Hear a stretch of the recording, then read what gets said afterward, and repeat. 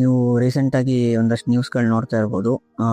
Covid vaccine, Covid shield ಎಲ್ಲ ಯಾರು ಹಾಕ್ಸ್ಕೊಂಡಿದ್ದಾರೆ ಅವರೆಲ್ಲರಿಗೂ ಪ್ರಾಬ್ಲಮ್ ಆಗ್ತಿದೆ. ಹಾರ್ಟ್ ಅಟ್ಯಾಕ್ ಆಗಿ ಸಾಯ್ತಾ ಇದ್ದಾರೆ ಜನ ಅಂತ. ಹೌದು, ಯಾಕೆಂದರೆ 2019 ತನಕ ಹಾರ್ಟ್ ಅಟ್ಯಾಕಿಂದ ಸತ್ತಿರೋ ಜನಗಳ ರೇಟ್ ಕಮ್ಮಿ ಇದೆ. 2020ರಿಂದ ಹಾರ್ಟ್ ಅಟ್ಯಾಕ್ ಆಗಿ ಜನಗಳು ಸಾಯ್ತಾ ಇರೋ ರೇಟ್ ಜಾಸ್ತಿ ಇದೆ. ಒಂದು, ಈ ಎಪ್ಸ್ಟೈನ್ ಫೈಲ್ಸ್ ಬಂದಮೇಲೆ ಕೊರೋನಾ ವೈರಸ್ಸು ಬಿಲ್ ಗೇಟ್ಸ್ ಮಾಡಿದ್ದು ಅಂತ ಎಲ್ಲರಿಗೂ ಗೊತ್ತಾಯಿತು. ಯಾಕೆಂದರೆ ಅವರು ಡಿಪಾಪ್ಯುಲೇಷನ್ ಮಾಡಬೇಕು ಅಂತ ಅಂದ್ಕೊಂಡಿದ್ರು. ಸೊ ಅದನ್ನ ಸುಮಾರು ಕಡೆ ಹೇಳಿದ್ದಾರೆ ಕೂಡ. ಮೇ ಬಿ ಅವರು ವ್ಯಾಕ್ಸಿನಲ್ಲಿ ಏನಾದರೂ ಮಾಡಿ ಜನಗಳನ್ನ ಡಿಪಾಪ್ಯುಲೇಷನ್ ಮಾಡೋಕ್ಕೆ ಮಾಡ್ತಾ ಇರ್ಬೋದು. ಇನ್ನೊಂದೇನು ಅಂದರೆ ಅವ್ರು ಮಸ್ಕಿಟೋ ಫಾರ್ಮಿಂಗ್ ಬೇರೆ ಮಾಡ್ತಾಯಿದ್ರು. ಸೊ ಜನಗಳನ್ನ ಪಾಪ್ಯುಲೇಷನ್ ಕಮ್ಮಿ ಮಾಡೋ ಅವ್ರ ಉದ್ದೇಶ ಇರ್ಬೋದು.